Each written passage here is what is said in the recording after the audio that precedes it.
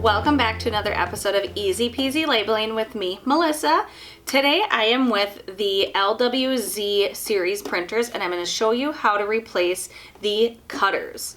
So these printers do have replaceable cutters. They have two separate cutters for both the full cut and the half cut feature as well.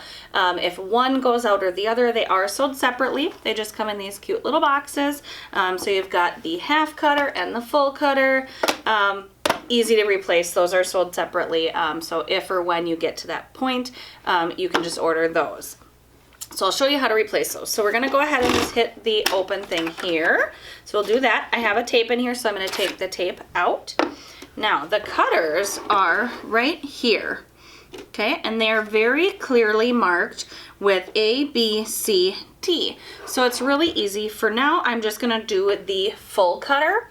So I'm gonna go ahead and take those out. So that's gonna be, it's a two-part, just like a scissors, it's kind of two parts of the scissors. So I'll take out that one and this one. Those both just pulled right out. So I'm gonna set those aside.